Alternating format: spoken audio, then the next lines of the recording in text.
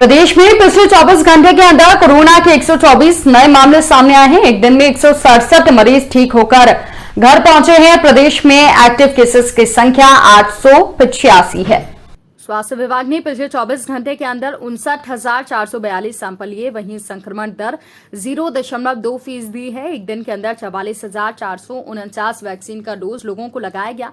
Ukraine के मामलों को लेकर गृह मंत्री ने कहा कि सुमी में प्रदेश के जो 35 छात्र फंसे हुए थे, ऐसे में सभी छात्रों को यूक्रेन से बाहर निकाल लिया गया है।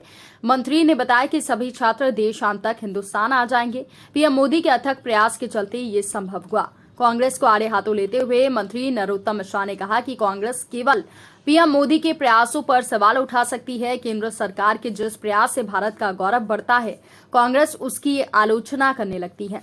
अखिलेश यादव के द्वारा ईवीएम के सवाल पर उठाने पर गृह मंत्री डॉक्टर नरोत्तम मिश्रा ने कहा कि मतलब यूपी का एग्जिट पोल सही बता रहा है। ये वही अखिलेश यादव हैं जिन्होंने वैक्सीन को भाजपा का वैक्सीन बताया था। सही मायने में यूपी की जनता ने अखिलेश यादव को वैक्सीन लगाया है। एमई में आने वाले बजट को लेकर गृह मंत्री नरोत्तम मिश्रा ने कहा कि यह ऐतिहासिक बजट आएगा। सर्वहारा वर्ग का बजट होगा। ये बजट बहुजन हिताय बहुजन सुखाय वाला बजट साबित होगा। बेरोजगारों को मुक्ति दिलाने वाला ये बजट साबित होगा। हम कांग्रेस की तरह नहीं है। ये बेरोजगारी भत्ता ऐलान करने के बाद बेरोजगारों को भत्ता नहीं दिया। शिवराज सरकार रोजगार को लेकर शासकीय और अशासकीय दोनों क्षेत्रों में गंभीरता से काम कर रही है। निश्चित रूप से उम्मीद है माननीय मुख्यमंत्री जी तो वैसे ही हर महीने बेरोजगारों को रोजगार देने का अभियान चलाए हुए। पिछले महीने ही 5 लाख को दिया, उसके पिछले 5 लाख को दिया। तेजी के साथ में भारतीय जनता पार्टी इस दिशा में बढ़ रही है।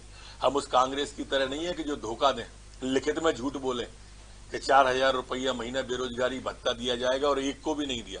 हम उस कांग्रेस की तरह नहीं है जिसके 15 महीने में एक भी सरकारी वैकेंसी नहीं निकाली। मेरे स्वयं के पुलिस के विभाग में 6,000 भर्ती पुलिस की हो रही है। उसके बाद उसके पहले जेल की भर्ती हुई है। लगातार भर्तियों का सिलसिला शासकीय क्षेत्र में, अशासकीय क्षेत्र में, दोनों में हमारी सरकार कर रही है। देखो, जब हार दिखने लगे और ईवीएम पे सवाल उठाने लगे तो समझ लो इनकी हार सुनिश्चित है। एग्जिट पोल सही है। ये अखिलेश जी से पूछना चाहता हूं, 2000 में यही ईवीएम इनकी प्रियतमा थी और अब इनको बेवफा लग रही है वो ईवीएम। तो ऐसे कैसा संभव है? लोकतंत्र में विश्वास करना सीखना चाहिए।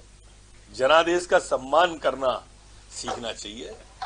अंतर्मुखी हों अखिलेश भैया, खुद आपको कमियां दिख जाएंगी। यही अखिलेश जी थे, इनने वैक्सीन को कहा था कि ये तो भाजपा की वैक्सीन है। अब जनता ने वैक्सीन लगा दी जिसका परिणाम कल आएगा और असर 5 साल रहेगा। सर, आज मध्य प्रदेश का बजट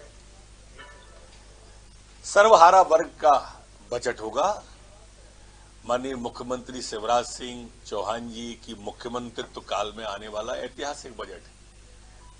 इतने समय तक कोई मध्य प्रदेश का मुख्यमंत्री नहीं रहा है और इसलिए यह तय है कि जैसे वो हमेशा सर्वहारा वर्ग की चिंता करते रहे, गांव गरीब किसान की, झुग्गी झोंपड़ी के इंसान की, महिलाओं के सम्मान की चिंता करते रहे, वैसे ही इस बजट में भी बहुजन हिताय बहुजन सुखाय ये बजट रहने वाला है। कोरोना के क्षेत्र में पिछले 24 घंटे में 124 नए प्रकरण संपूर्ण मध्य प्रदेश के आए, जबकि ठीक होकर अपने अपने घरों की ओर जाने वाले 167 लोग हैं। एक्टिव केस संपूर्ण प्रदेश में अब 885 कुल रह गए हैं। सैंपल जो कल और आज 24 घंटे में कलेक्ट किए वो 50,442 है। संक्रमण दर हमारी अब घटकर 0.25 रह गई है, जबकि रिकवरी की दर 98.6 पर पुरानी पे हम पहुंच गए।